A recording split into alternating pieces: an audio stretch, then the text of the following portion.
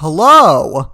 Welcome back to All Along the Watchtower, hopefully the best Watchmen retrospective podcast on the internet. I am your host, Baylor Thornton. Sadly, Jack couldn't make it here today, but that's okay. He can come back sometime in the future, hopefully.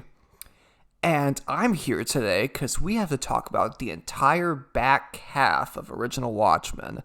So today, let's finish phase 1 of this project and move into phase 2. So chapter 7, the big Dan-Laurie chapter. This is where their relationship really buds and really kicks in with all of the, really sets into fruition all of the themes that they set up earlier. And from the very beginning, there's this goggle shot. You see several times in the chapter that Dan or Laurie, in the exact same spot as the comedian's badge, the blood spot, they swipe to get some dust off, which shows that, one, they haven't used this stuff in a while, and two, shows a nostalgia for the past that they're tapping into at this moment. And Laurie just kind of fumbles around in this, in Archie for a bit, and it sets up the flamethrower gag as she's looking for a dash lighter. And she says she's going to quit cigarettes, but Lord knows that won't last. And there's several times in this scene where they're in the garage where the suit is looking right at them, just waiting patiently. It's almost like this ego is really surfing in on them. And I mentioned earlier how the mask, the cowl, is a very phallic symbol, which shows Dan's link between costuming and his sex drive. That really takes hold here, especially when you get into his past, because he mentions the Twilight Lady, which was his old nemesis back in the 60s, and she's very much a fetishistic, bondage themed supervillain. She's holding up a riding crop. Absolutely shows this connection. Dan is still very much terrified of Rorschach's mass killer theory.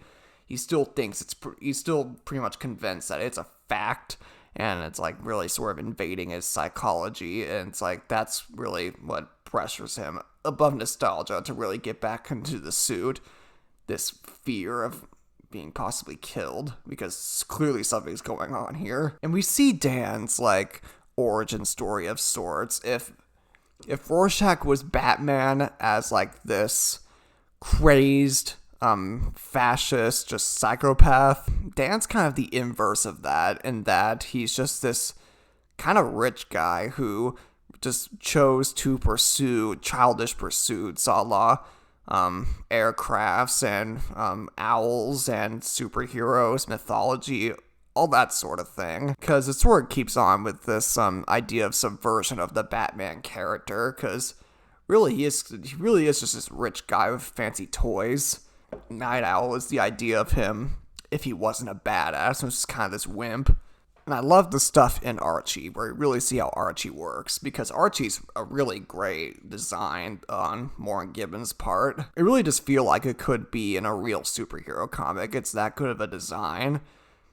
In a book that makes superheroes look really lame, this Archie is still a really ingenious move on their part, because there's a lot of cool gadgets, and I love how Dan has a lot of different variants of his suits for different tasks. He has at least 4 that we see in the book. That's very G.I. Joe, because I don't really do that with modern superheroes. They just kind of wear the same suit every time. Because these characters are all based off Silver Age heroes, that was a good move on their part. And I love the line where we see Dan's exosuit that he tried making until it broke his arm, and Laurie says that seems like the kind of suit that can really mess you up, and Dan says, is there any other sort? That really goes into these overarching themes of superheroism really corrupting their lives. Though despite being such a wimp, Dan is a really brilliant inventor. I love the color coding on the goggles, though the heavy uses of pink, that really does make it feel like you're looking through these goggles.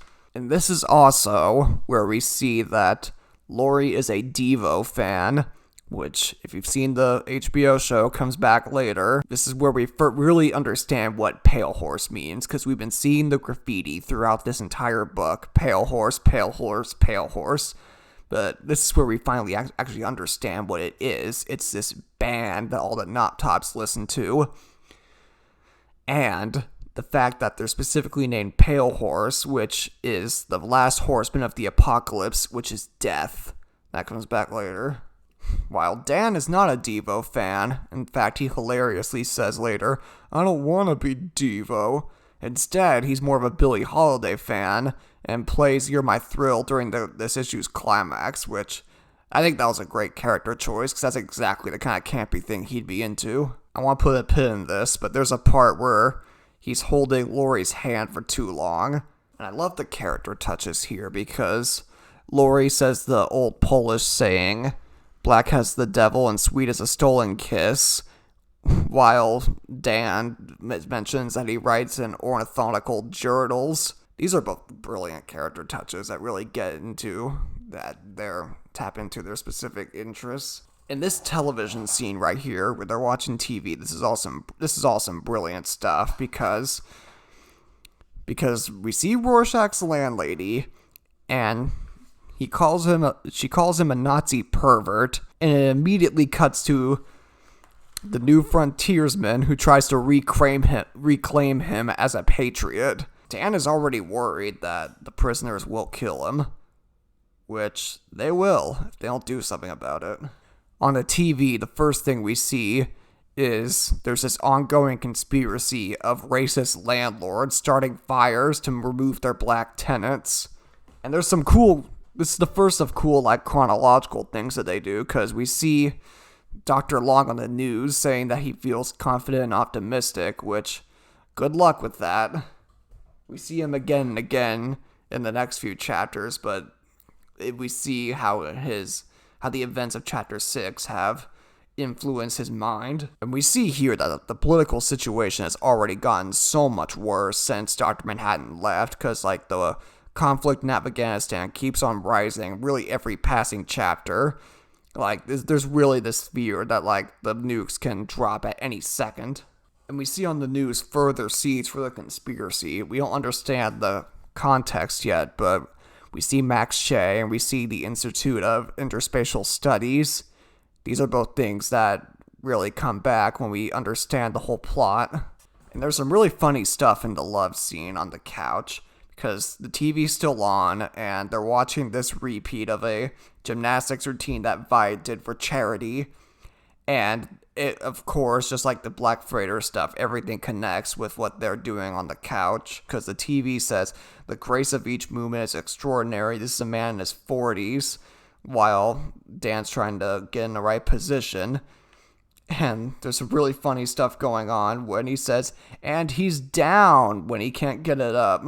This is all, despite how dark this book is, there's a lot of really crass jokes in here that are pretty hilarious. And after the charity showing, there's this more apocalyptic imagery in that the lead singer of Pale Horse name is Red Death, and we see a candy ad that says, for the Meltdowns candy, with fruity fallout and a delicious molten center, they'll blow you all the way to China. And then we get to Dan's dream, which is very hypersexualized and very scary, not just because of the images, but because they cram so many panels onto one page. It really creates a feeling of claustrophobia. And the dream itself is Dan meets the Twilight Lady. They peel off their skins. They become Night Owl and Silk Spectre 2 as themselves. And they kiss and they explode, creating only skeletons and replicating exactly the silhouette that we've been talking about earlier. Because not only do we see Dan's, because there's so much going on here, because we see both of Dan's main insecurities in this dream. We see the connection between his sex life and superheroism, and the omnipresent fear of getting nuked. And I'd like to say here that if you look at Dan's goggles when he has the suit on, The reflection in the lens looks like smiley faces, which has to be intentional considering the comedian's badge. So then Dan has this whole monologue about how the war is making him feel powerless, and how he just feels the urge to do something. Because we talked about how the superhero is kind of this Randian idea of agency, and how Dan right here is really yearning just to have that feeling again. So when he gets his suit on, he hilariously says again, "I must look pretty Devo, right?" And he confronts the mask, like head on, like finally accepting it. And the climax of this chapter, I feel, is the only real, like, heroic thing anyone does in this whole book. And it's specifically non-violent. All they're doing is going to this building they know is on fire and rescuing the tenants from it. And yeah, that's a very, like, non-violent, like genuinely decent action of community service that we don't see in superhero comics because it's all about the violence. So they save these tenants even if they're kind of assholes about it. Like, "I don't care about your allergies or your medicine. You get in the ship, asshole." Which again goes into this idea that the superheroes all have egos about them, thinking that they're better than everyone else. So after they rescue the tenants and get them on a safe rooftop, they have sex again, and it actually works this time because they have the superhero kink element involved. They bring back the flamethrower gag with Laurie pushing it as soon as she comes, shooting fire into the sky. That's a pretty hilarious visual joke that people tend to overlook. And like I said earlier, as soon as this happens, Laurie gets right back into smoking. Shows that just like superheroism, you can't really quit your habits. And then the end of this chapter leaves me with a question. Because we see that Dan, now that he's done some genuine, like, hero work here, he finally feels like he has, like, the power again, the agency, the heroic agency that drives all superheroes. Which kind of begs the question, does he? Does he have that? Because all he really successfully does in this book is rescue these tenants from a fire and bust Rorschach out of jail. So maybe it's kind of setting up that he has this world-saving power, but he really doesn't have that. Which again shows the idea that all these heroes think they're better than everyone else. And the excerpt at the end of this, it is worth reading because it does help us understand why he is the way he is. It does really tap into why he has these interests and how he thinks about them. Because it is like this very, like, scholarly academic writing that blends, like, heroism and stuff and ornithology and mythology and all this stuff into, like, this homogenous blend of his mind.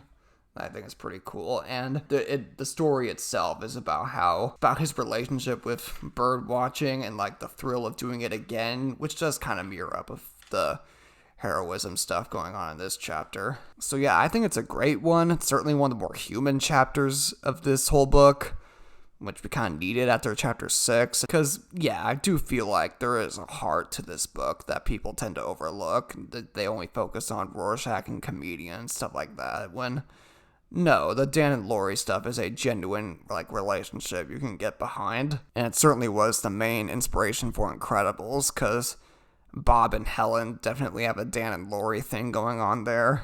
Moving on to chapter 8, Old Ghosts. First we get this great scene where Hollis calls Sally and all of the images line up. Like, all of the, like, everything they're doing in their retrospective apartments lines up. Really shows how similar these two are, and it's really great to see them catch up because they are two of the most likable characters of this whole book. And the chapter is called Old Ghosts, and it takes place on Halloween. That's no coincidence because this book is really, like, tapping into the nostalgia themes and sort of juxtaposing it with this horror and danger with it too. We see the first instance of that with the newsstand guys arguing about the Spirit of 77 headline, arguing over whether or not that's a good thing that the superheroes are returning, because they remember that time. It was not fun. It was dangerous. Like, just because it was the past doesn't mean you should necessarily like it. And keeping on with the chronological stuff, we see we see Malcolm pick up the newspaper like he did in chapter 6. So when we get back to Dan's place, we see that Dan is up to 2 realizations. One, everything that he's seen in this conspiracy, he keeps on going back to this conglomerate company called Pyramid Industries, and he's trying to figure out exactly what that means, but he needs Rorschach's more visceral tactics of getting information to help him link it all together. And he realizes that because Rorschach attacked that guy with the fat fryer in chapter 6, he's about to get killed by the inmates if they don't save him, because the insulted inmate is about to die. And we see here that the inmates have all the power at this prison. It is so easy to manipulate the police. It's basically their house. And we see the reunion between Big Figure and Rorschach. Big Figure being this little person, like mob boss that Rorschach put away years ago. And Rorschach hilariously only responds in puns just to piss them off. So then we get back to Dan's, and we see the running gags continue. First, Dan's buying yet another lock when one of the detectives from the beginning comes in to investigate. It's really easy for this detective to figure out it's him. It shows how easy it is to blow your identity, and it's really a miracle that that Rorschach was able to hide it for this long, because all this detective needed to do to figure out it was Dan was to look at the sugar cubes that Rorschach has been keeping in his pocket and eating throughout this whole book, because as soon as the detective goes to his kitchen, he finds the Sweet Chariot sugar cubes, and that's enough evidence. So even though Dan and Lori did the right thing objectively, they're fugitives, which really shows that the law isn't necessarily the right thing. So then we get this scene of the new frontiersmen. Well, throughout the next few scenes, it's been this 661 grid where the bottom one is Dan and Lori getting suited up and taking out Archie with no dialogue. It's very beautifully done. And throughout this first scene at the new frontiersmen, we finally see Seymour and Godfrey head on, and we just see how fucked up this newspaper is, because they need to get out a column, and they're printing this letter. They're going to print this letter in the issue that's addressed to the people of the United States of America, which shows that this is clearly an anti-Semitic publication. And we see the dynamic of Godfrey pushing around this guy, because Seymour's is kind of his lackey. He doesn't really have any opinions of his own. It's really just a job. While we see how Godfrey just pushes Seymour around because he's really an asshole. And the next racist thing that Godfrey says is, "Get me a burger. No Gunger Diner hanky-headed shit. An American hamburger." Which, one, shows he's racist, and two, sets up the joke for the end. And this is juxtaposed with Max Shea on the island, where it's the exact same shot of them constructing something, because the New Frontiersman shot is them getting together the issue, while the Max Shea shot is them doodling the squid thing. They think it's for a film production, but we're about to see it's not. And the next 2 scenes are of Hollis setting up his jack-o'-lantern, which comes back at the end, and another scene of the newsstand where the Knot Tops are getting fucked up on these Katie drugs, the KT-28s that they mentioned earlier, while Joey's there setting up the poster again, and the Knot Tops called the superheroes super fags, which of course angers Joey, who is a lesbian. When it really shows this discord at this newsstand really boiling up, and it's gonna get to a point where it all explodes. So then we get back to Rorschach, where the inmates are trying to kill him, but because Rorschach is just so resourceful, all he has to do is take some material from his pants and tie up the fat guy by the bars so that they can't reach the lock. And in doing so, they have to kill their own inmate. Again, Rorschach's just in his cell. He can't do anything, but he still manages to kill a guy indirectly. The blood when the guy dies, it gets on his tank top, just like the dog blood did. That never went away on his coat. So then Dan and Lori reach the prison and use screechers to deafen the guards and break windows. And I would just like to say that the lighting for this part where the power goes out and Rorschach kills a guy with the toilet is excellent.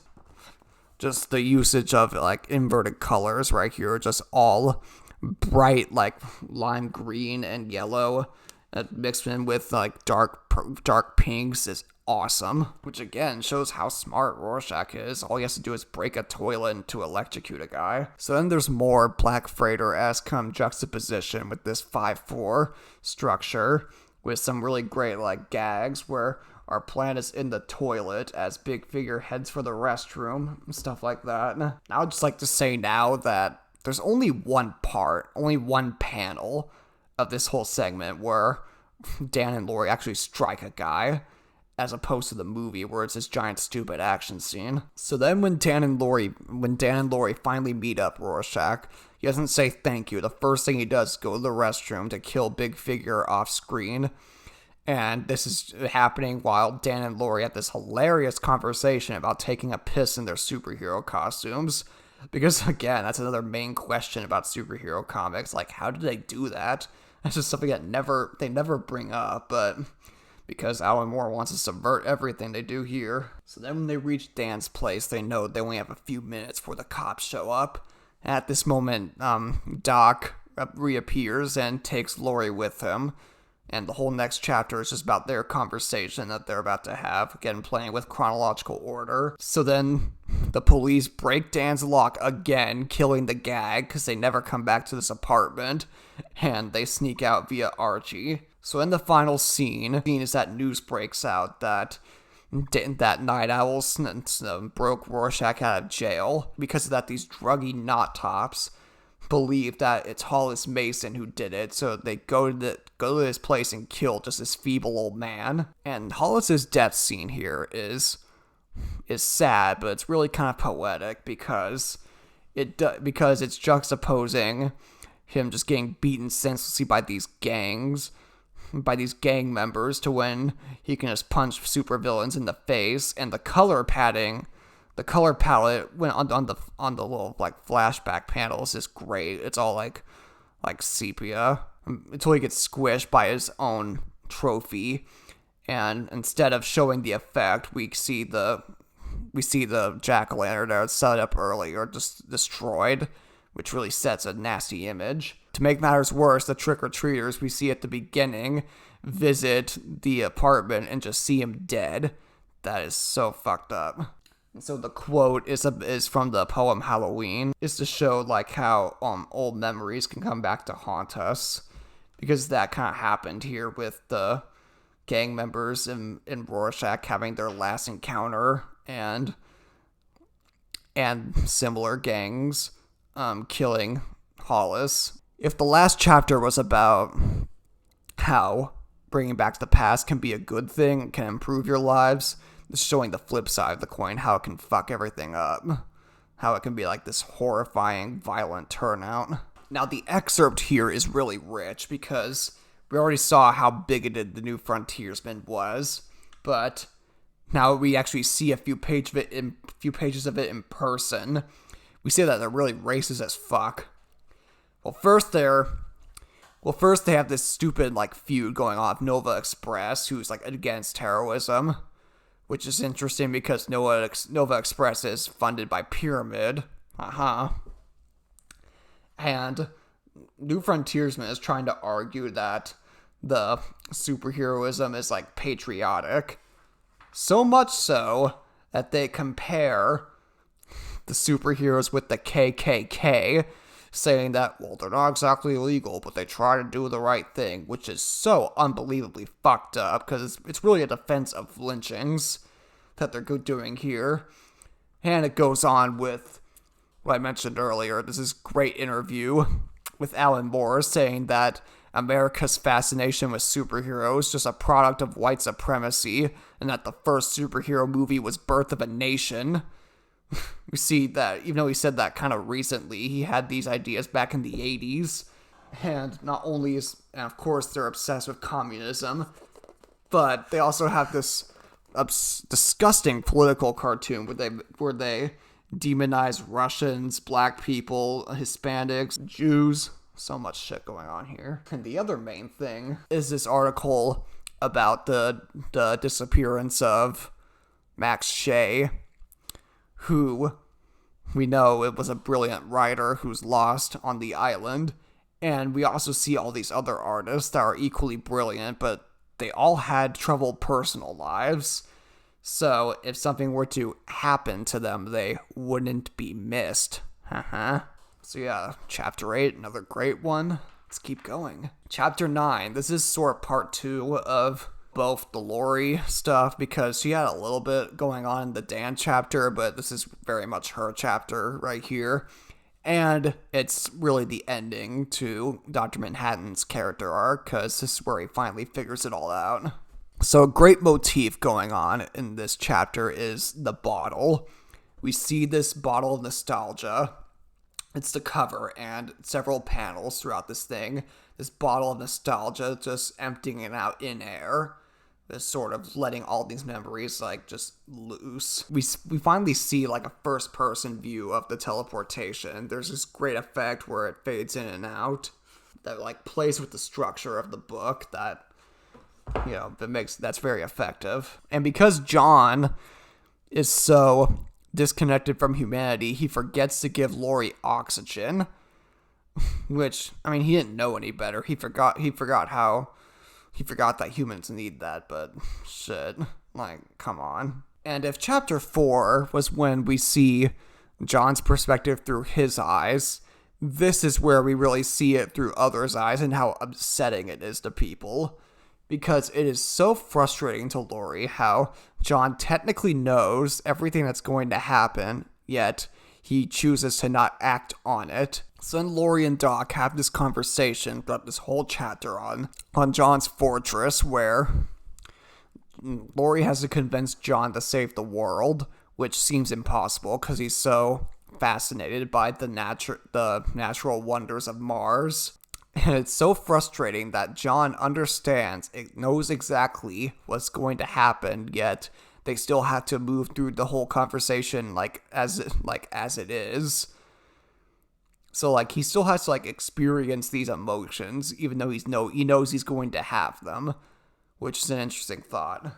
So the first memory we see of Lori's is her holding this snow globe, which that's a great memory to choose to pick on Moore's part, because holding a snow globe as a kid and breaking it is such a relatable, tragic thing. Like, every kid has broken a snow globe before, and it hurts every single time.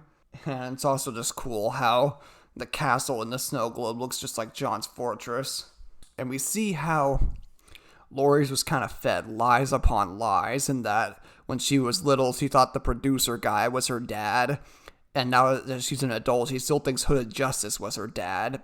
None of these things are true. So then there's more weirdness showing John's, like, godly abilities, in that he's able to levitate the entire castle at will and produce water and milk, like, just cause he can produce any liquid. And we see through his perspective that the end of the world wouldn't be such a bad thing. And as disturbing as that sounds, he kind of has a good point in some ways, in that he finally thinks that the end of the human race would be, he thinks that the human race have been demonstrably terrible to the environment, which is absolutely true. And so protecting the environment, so looking at it through a godly, environmental sense, he thinks that the humanity's extinction would be a good thing, which is understandable, but he's going to as soon as he understands the value of human life, he's going to walk back on that.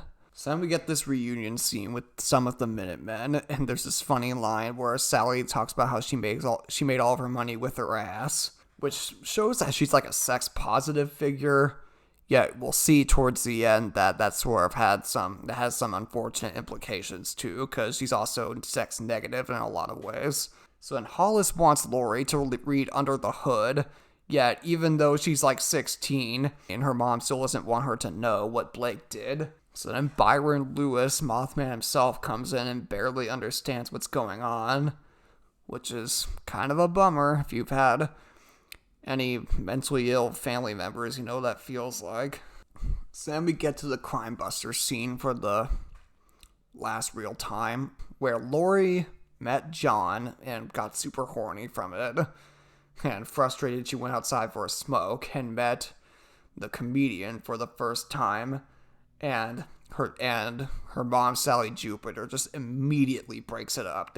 She does not want this guy to have any sort of connection with her, which is understandable, but it's about to get more complicated. An interesting scene here where John tries to look into the future, yet he can only see vague details that they're going to be standing in a street full of dead corpses, which is good foreshadowing, but also disturbing because we know something terrible is about to happen, and because of the interference, because there's some interference going on, he can't go in and try to stop it, even if he wanted to. So because of that, there's this really strong debate they have going on, because we see that as misanthropic as John's point of view is, he is kind of right from an ecology standpoint, while Lori is also understandably upset because she feels degraded, thinking that her life is not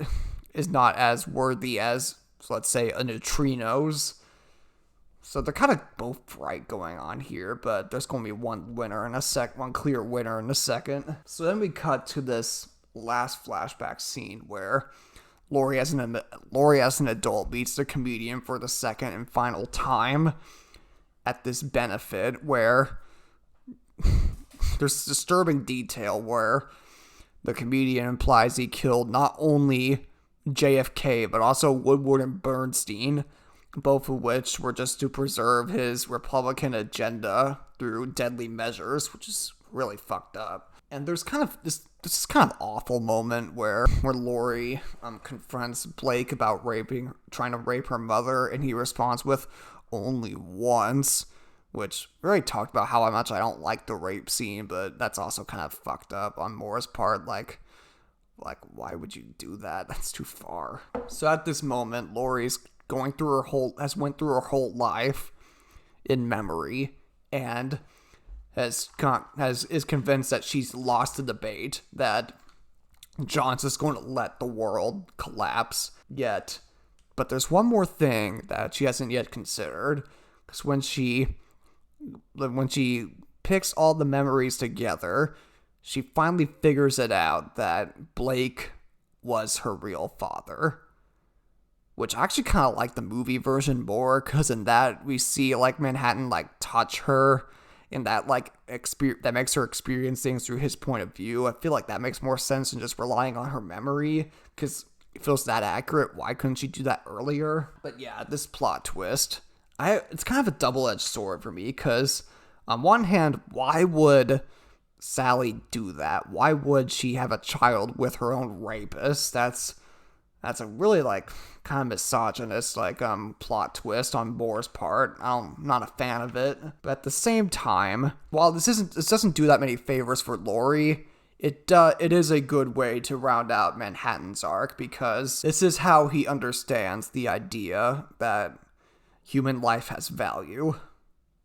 Because we saw in chapter 4 that he thinks in absolutes, all gold comes from supernovas.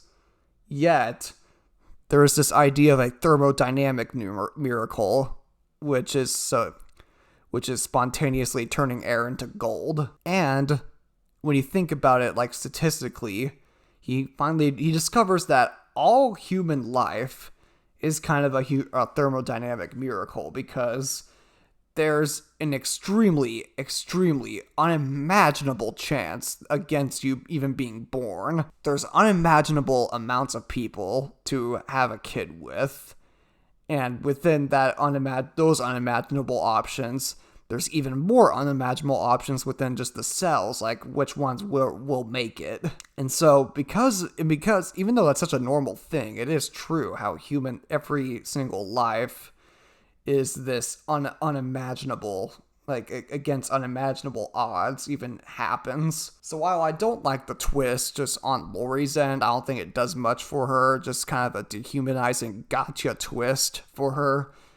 I do like it on Manhattan's end, because this weird coincidence is what finally triggers this in his mind, and realizes that no, human life is as fascinating as ecology. That was a great way to round it out, I feel. And the chapter ends with zooming out from Mars, creating yet another stained smiley figure, again with the motif. I really love the title of this chapter, The Darkness of Mere Being, because that seems like it's going to be a very dark, gloomy chapter, but it's really not, because the full quote is, "The purpose of human existence is to kindle a light of meaning into the darkness of mere being." Because of that ending where Manhattan finally realizes what's really going on with human life, that seeing the full quote in context really changes the meaning of the title of this chapter. And we see news clippings here of Sally, and there's a few realizations. One is that we see how quickly she became a sex symbol, to the point where the news advertised a 36, 24, 36 figure, and that her biopic had added in porno segments. And sort of the downside of that, we see how so because of that, we see how sex positive of a figure she is, and that's good. But the downside of that is how she says in an interview that she feels she kind of contributed to her own rape in some way, which is bullshit. Nobody does that. It is impossible to contribute to your own assault. Being sex positive has nothing to do with that. There's no correlation. And the other realization we see is that it is confirmed that Captain Metropolis and Hooded Justice are gay. And if you've seen the show, they expand on that. She mentions in the interview that Silhouette was kicked out for being gay,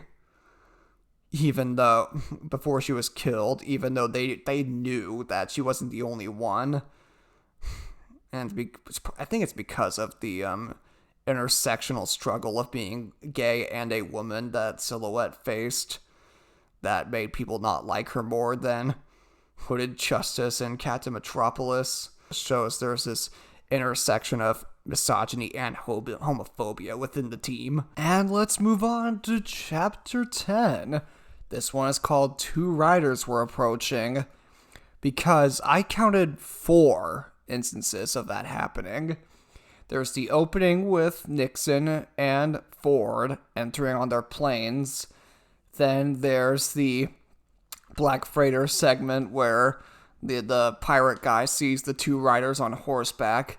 Then at the newsstand, Bernie sees 2 Mormons on bicycles. And at the end, Dan and Rorschach head towards Karnak, Vite's fortress in Antarctica. Again, 2 riders were approaching. Happens 4 times. That's pretty ingenious. If you're going to use that title, make the most of it. They certainly do here. So this first scene with Nixon, he's super fucking old, and you just see how he has Itchy's fingers on the launch codes. It really sets the stage for this, and it's on DEFCON 2, which in real life only happened once with the Cuban Missile Crisis. So they pick up to Dan and Rorschach, still fugitives, hanging out and hiding out in a lake, and they go to Rorschach's apartment to get his stuff, and instead of killing the landlady like he would because she said some bad things about him on TV, instead he lets her go because of the kids that she has that he has this face. You see that he clearly identifies with these kids. He feels like one of them in that moment. So, oddly out of character, he lets her go. which shows that he still has humanity left in him. So then we get this scene at Karnak, where we first see Vight's Vietnamese servants, which shows, despite how progressive of a guy he is, he still very much indulges in imperialism. What he does right here in his spare time, he looks at all of the television screens at once to count all of how many wartime images he can see at once. And he sees a lot, like a lot of sexual imagery and candy ads, a lot of hyper-violent stuff mixed in with hyper-infantile and childish stuff. Like, he thinks it all screams war. Even if most people can't see through it, he can. And so what he does here is he tells his servants what to invest in. So despite how much he likes to think forward and how he thinks he's a great guy, he still very much indulges in capitalism. He's still very much a product of capitalism. So then Rorschach finally gets his costume back on, and although Dan and Rorschach are a good team, and they figure out the whole conspiracy in this chapter, we still see that their egos can clash because they have this argument going on here, and Dan finally slips that you live off people and nobody complains because they think you're a goddamn lunatic. And instead of taking it further, Rorschach takes out his hand and extends an olive branch. And in this handshake, Rorschach hangs on too long, just like Dan did with Lori, which makes me think, is he gay? I know last time we played with gender dysphoria stuff, but I think he could very well have feelings for Dan, which would explain his homophobic worldviews. Internalized homophobia going on here. So then Dan and Rorschach figure out that Happy Harry was yet another person that Pyramid Industries hired because he was linked to Roy Chess, and Rorschach figures this out through brute force, while Dan figures everything else out through just his intellect, which shows how they do work together to get the information they need. And it's interesting to point out that when Happy Harry needs protection, because he figures out that he notices that all these other Pyramid employees have been killed through mysterious circumstances, which of course is bullshit. When he needs protection, Rorschach refuses, which shows how close-minded he is. And while this is going on, Dan sees a knot top and confronts him, and when the knot top reacts and brings up the Hollis killing, it's the first time Dan has really heard of it and just attacks this guy for it. Which, despite how naive and good-hearted he is, he does very much indulge in superheroic ego. Like, why should this guy get to choose who to take out? Because he even says, I have enough firepower in Archie to blow up this rat hole. Like, Jesus Christ, like, why should you get to choose that? Why should you get to choose who lives or dies just because you wear a superhero costume? So then we get this scene on the Pyramid Industries ship, with Max Shea and all the other artists finally leaving the island. That they think it's weird because they notice that somebody developed a human brain for the special effect. Yet they're like, oh, whatever, at least we're going home. Until Max Shea notices a bomb and holds his lover while they explode. Again, going back to that motif of lovers holding each other in the last moment of their lives. So then Dan and Rorschach investigate Dan's office, see if they can find anything more about Pyramid or Roy Chess. During this whole scene, we see how Rorschach's conspiracy theories are getting goofier when he talks about how he thinks like there's something going on beyond the grave. Like, just shows how ridiculous his worldviews are, considering how this is the real world, or like, theoretically speaking. Like, it just shows how insane he sounds when he says all this stuff, because the book begins with the mass killer being a very real possibility, and Rorschach sounds kind of right for it, but at this point, it's subverted by saying, no, that's just a bunch of nonsense. And in this office, we see some really optimistic predictions for the future, even though they think the world's about to end. And when Dan looks on the computer, he realizes that all of these companies that hired these things are all linked to Adrian. So they have to go to Karnak and finally figure out what's going on. So the last thing Rorschach does before they go to Antarctica is write one last entry in his journal and mail it to the New Frontiersman, because of course that's the one place he trusts.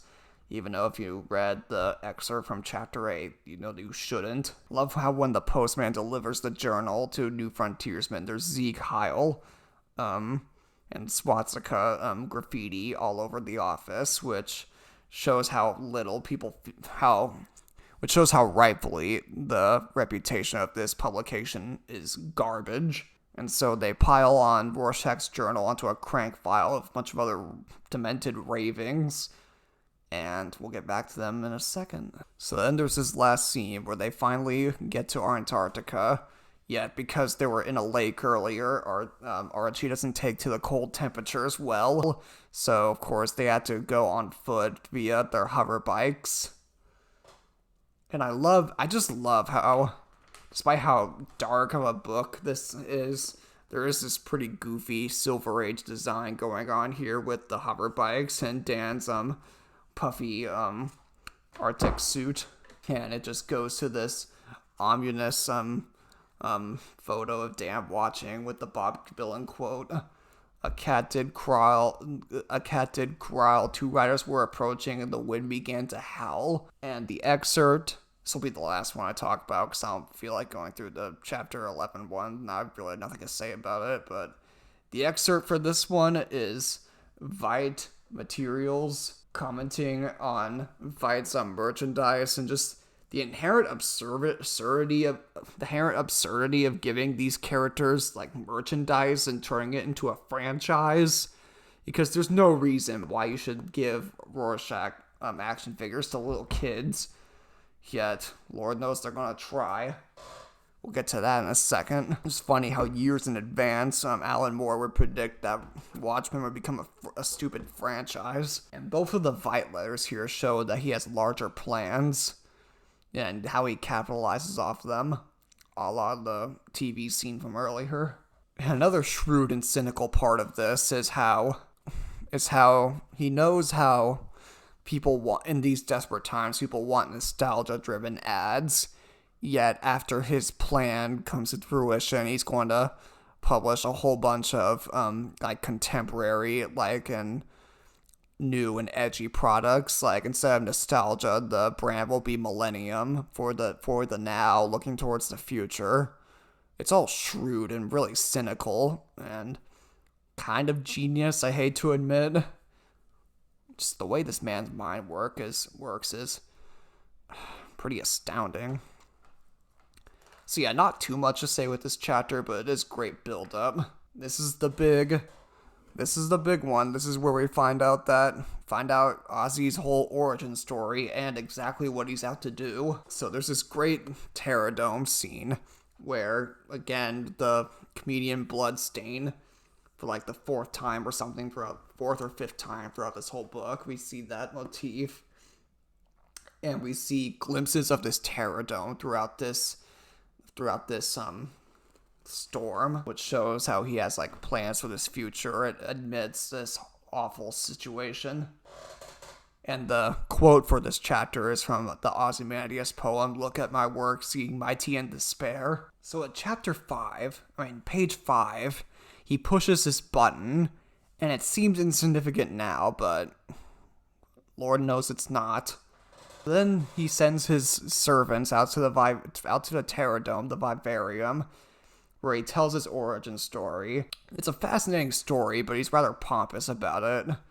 For one, he says he doesn't think he has any genetic advantages.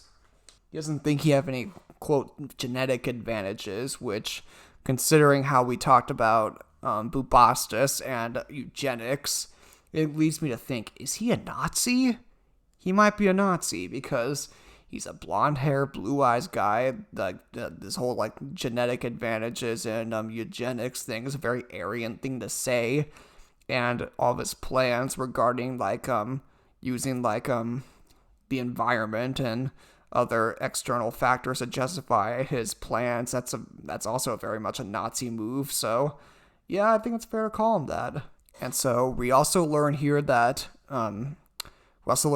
Adrian's main inspiration was Alexander the Great, and sought to recreate his steps, went on his journey to the point where he specifically admires Alexander the Great because of, look at how close he went to a united, civilized world. Did people have to die? Perhaps unnecessarily, but think about it. What could have been? Which shows that this human life is not a moral factor. He views human life as an obstacle in front of perfection, a perfect society, which, if people have to die for it, is it really a perfect society? I don't think so. And so when he was young, he set out to recreate Alexander the Great's intercontinental journey and sort of continue where he left off. That he deems himself Alexander the Great's heir, which shows the hubris on this guy. I want to say the Terror Dome is very beautiful. Like, the illustrations on here are among the most striking of the whole book. Like, it really gets you sucked into this thing.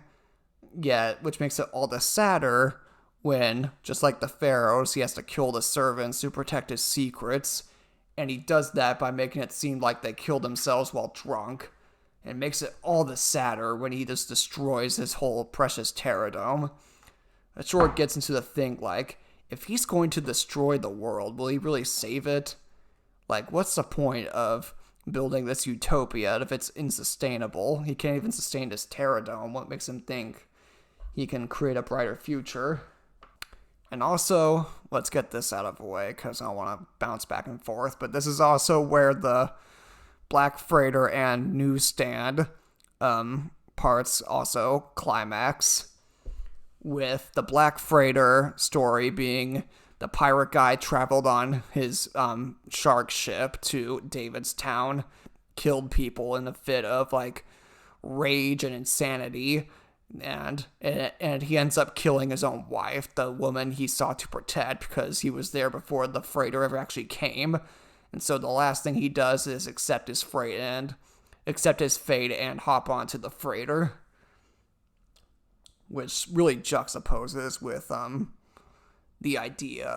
with Cold War themes of annihilation and doing it yourself before it ever does. And also the Newsstand stuff, the conflict between Joey and her girlfriend, it only gets uglier, while Malcolm gets only more depressed while his wife tries to get him back. It all just leads up to fights and discord and just really appalling violence going on at this newsstand. So then Dan and Rorschach finally entered the fortress, and they say, this must be how normal people feel around us, which is a jab at how fundamentally wrong the whole superhero power dynamic is. And although they try to stop Veidt in the way you'd expect, you'd think this would lead up to this giant fight scene, but no, they're quickly subdued. It's not even close. So while this is going on, Adrian's finally starting to explain what he's doing in a very villain dialogue type manner, because they always do that. They always reveal their plans to the heroes in this monologue. And he brings up the JFK quote that he would have said if he wasn't assassinated here in Dallas. He would have said, "We in this country, we in this generation are by destiny, rather by choice, the watchmen on the walls of world freedom." Which, is he a watchman? Clearly not if he was killed. Who is sworn to protect us if everybody's out to, if all these, if all these agency-driven factors are just going to end up killing each other? Which begs the point, is JFK a watchman? Clearly not, if he was shot before he even said this. Which sort of goes into this whole critique of libertarianism that's been going out through this whole book. If there are these superior beings, who exactly are they? Who gets to decide who they are? And if everybody thinks they're one of them, is anybody one of them? If everyone's super, no one will be. Ha ha ha. It just shows how all these power dynamics are doomed to fail if all these egos are always going to clash. And so, we see here that VII was discontented with his time as a superhero, because, like Manhattan, he realized that stopping random crime bosses wasn't doing anything, and he also mentions how, like, the Crime Busters meeting was also a clear influence, because we talked about how he was very much shaken by Captain Metropolis saying somebody has to save the world. And we also see here that the comedian was also a huge influence because he calls his own plan a practical joke. Here's his plan. He wants to create the biggest practical joke of human history. In order to end the Cold War tensions, he is going to destroy New York City by staging an alien invasion. That's what all of the writers and artists were doing on that island. They were creating this alien that he is going to teleport to New York City, and because the technology is not there, the brain will explode and kill millions of people. And because of that fear, all of the nations will unite against this common enemy. And we see that he was planning this shit for years, because even back in 1971, he's the one who gave Wally Weaver cancer. Everything that's happened was directly his fault, from the comedian's death to all of the stuff on the island to all of the cancer stuff with exiling Dr. Manhattan. Everything was directly his actions. Just to stage this conspiracy and succeed by committing this hoax. Now, the difference between this and every other villain plan is that he succeeded. We already saw this happen. The fact that Dan and Rorschach are there means absolutely nothing, because in page 5 of this issue, he pushed the button that triggered it. And he even says, "I did it 35 minutes ago." Which is a massive subversion onto the whole superhero climax. And so let's get back to the newsstand. There's this scene where the two Bernies finally talk to each other by revealing that they have the same name. The two Bernies being the newsstand guy and the kid reading the comic book. And so they have that connection. And everybody on the street is watching the fight between Joey and her girlfriend. Everybody is just driven by this appalling violence going on. Yet, in this final moment, when they see the squid and are about to be incinerated, they all hold on to each other. Especially the two Bernies, once again creating the silhouette. And it all fades to white. Comme ça. So then, to get into the terrifying Grand Gignal climax.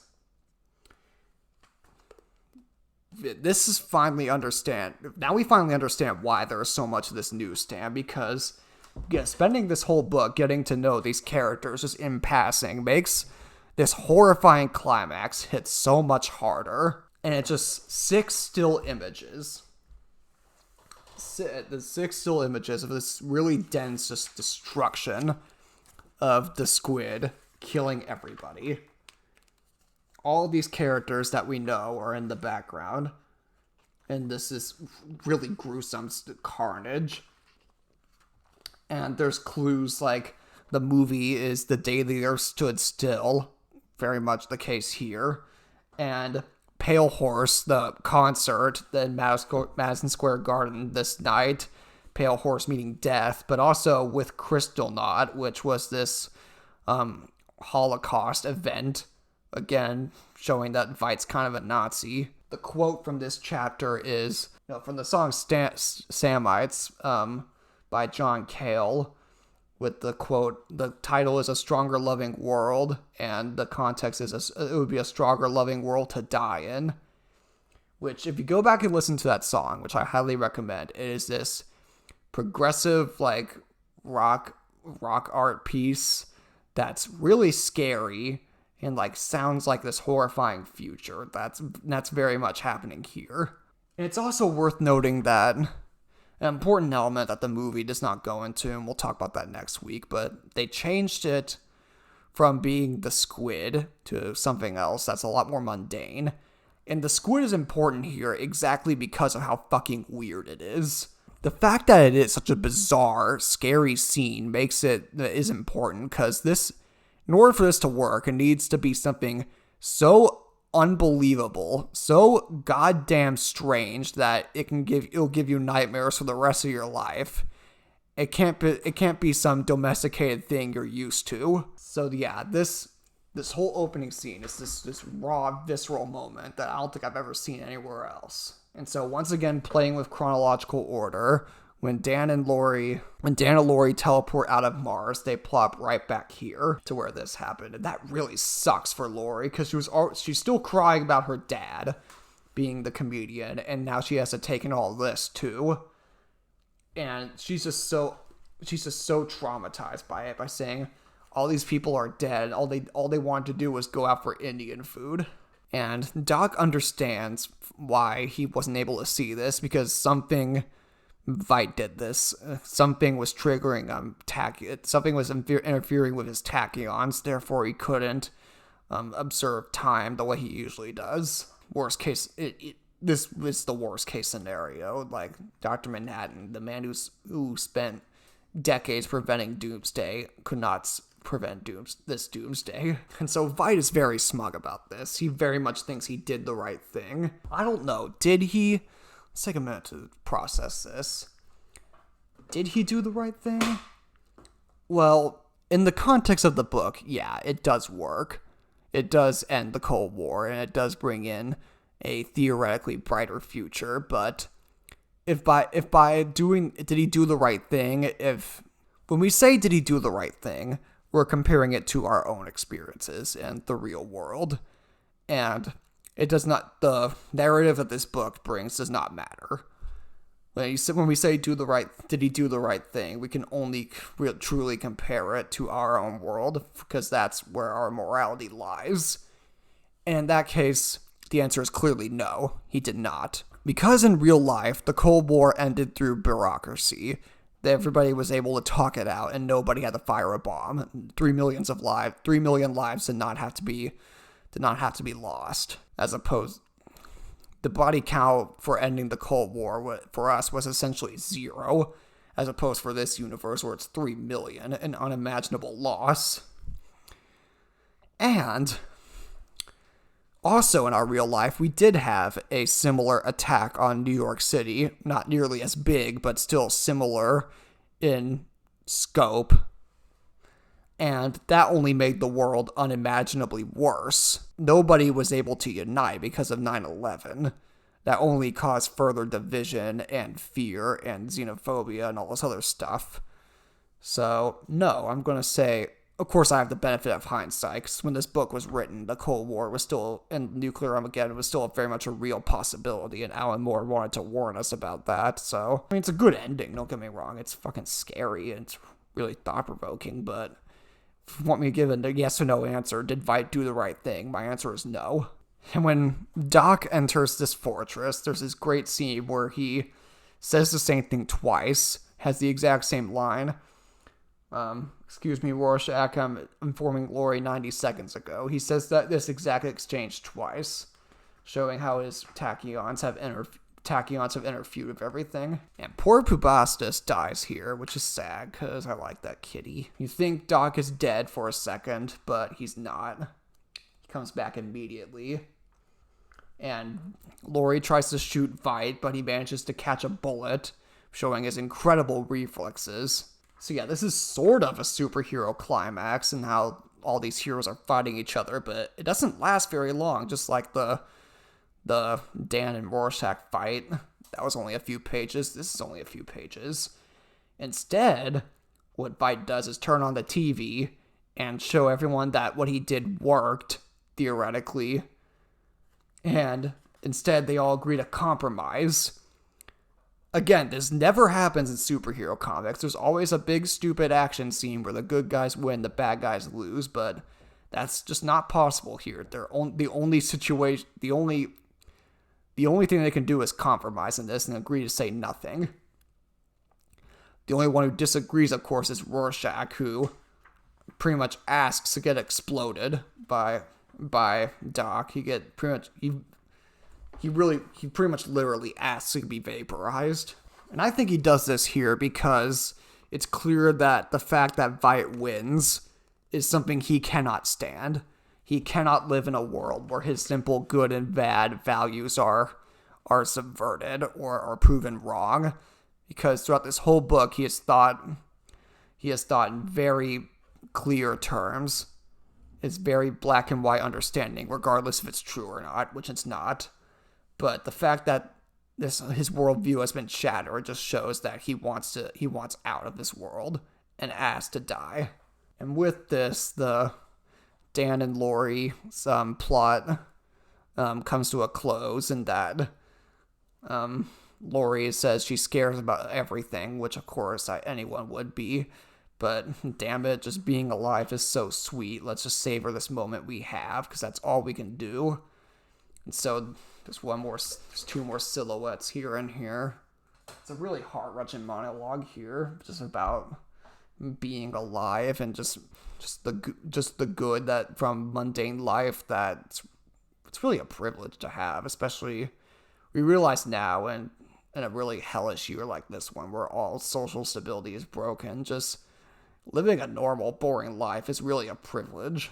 So after Doc kills Rorschach, he smiles when he sees Dan and Lori together, which shows that he's satisfied with the relationship ending, because he knows that they're better for each other and he's better off without all this complexity.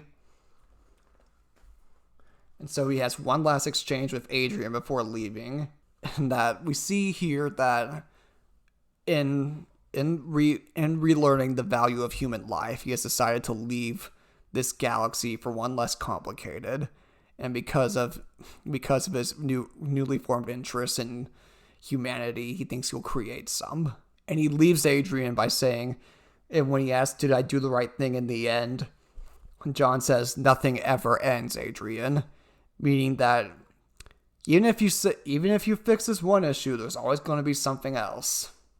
There's no way to really save the world, because it's always going to keep going. Which, despite how pompous he was throughout this whole chapter, he is very much, last time we see him, he is very much uncertain of what he's done now. So we get one last scene with Dan and Lori visiting Sally, and their new identities modeled after Hollis. They're very much in fear of getting captured by the police because they're still fugitives after all. And in this scene, we see that Lori forgives her mother for everything regarding Blake, which is a touching moment, but I'm still not sure the twist needed to happen. But I do like how instead of how her whole life she was modeled after her mom in terms of her superhero identity.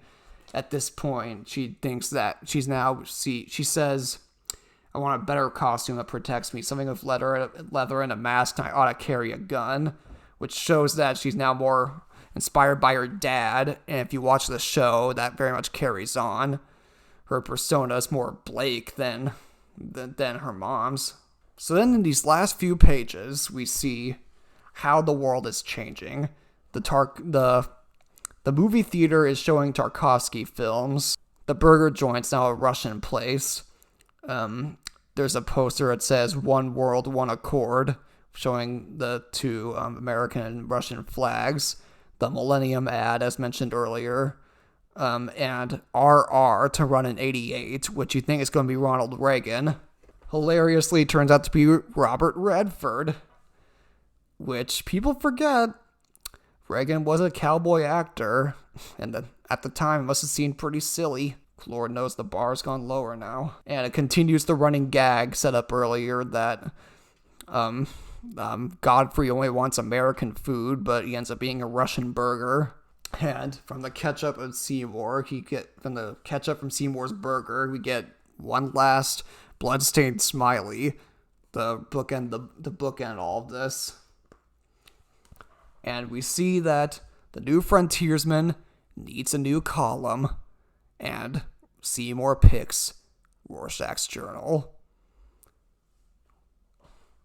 What exactly that brings about, what consequences, it's up to your interpretation, and all of the spin-off material has very different answers to that. So yeah, I think we're done with original Watchmen. We could come back to it if Jack has anything to add, but yeah, I'm proud of my observations and hope you enjoyed following along with us.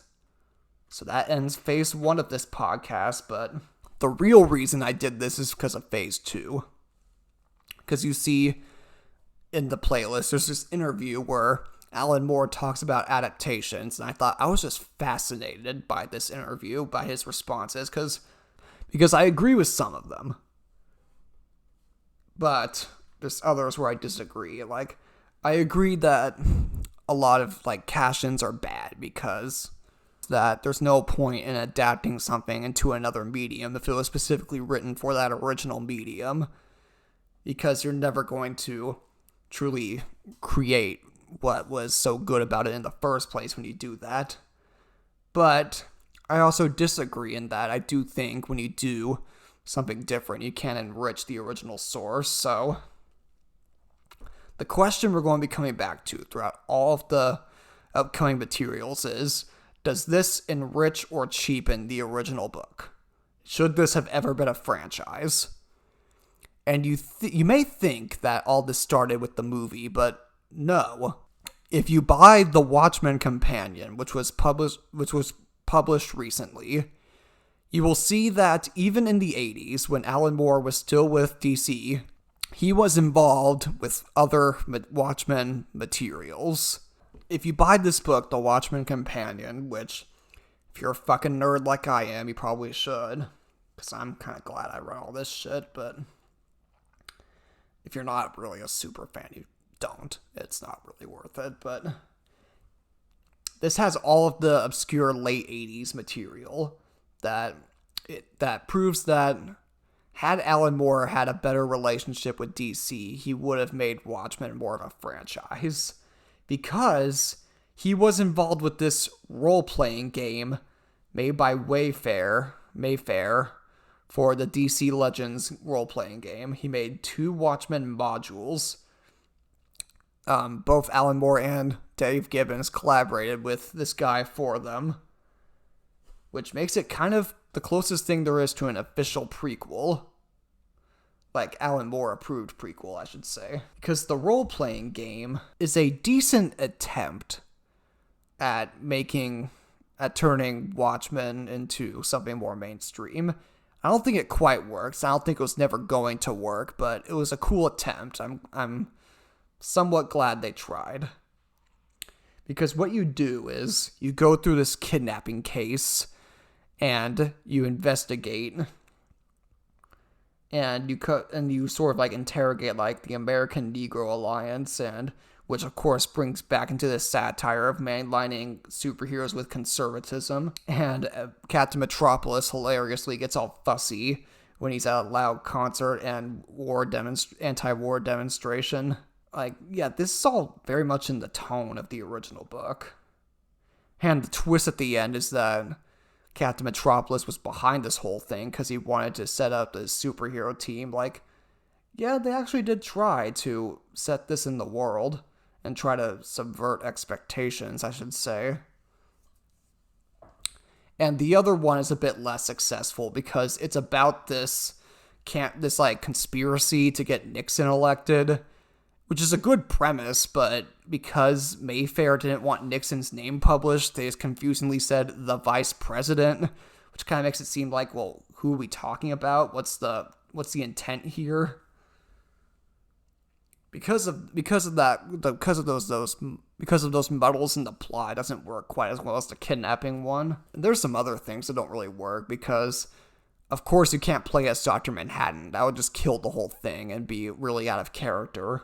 And the fact that you're even trying to put these characters into an action-oriented situation. Like, it doesn't completely fail, but it was never going to really click either. It's better than the video game, though. We'll get to that next time. So yeah, going through this role-playing game, I didn't hate it. I understand why it was so sought after by role-playing enthusiasts.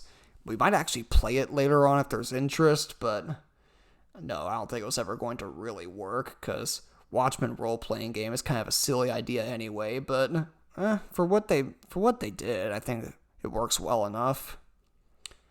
What I was less positive, though, was to the question crossover that they did, because bizarrely enough, the button and Doomsday Clock and all that stuff was not the first Watchmen crossover in the DC universe. There was this issue of the question that features Rorschach, and I'll just say I like the idea of it, because I already talked about how all of the Crime Busters are modeled off directly Charlton Comics characters, the most obvious one being the Question and Rorschach, so seeing them actually meet is kind of a no-brainer. But the issue itself is just a bore. Like, it's very stale. Rorschach's only in it once, and it's a dream sequence. The art is pretty bland. Like, there's not much actually happening in it. All he really does is, like, fanboy over Rorschach after reading the comic, and tries to emulate his style until deciding Rorschach sucks.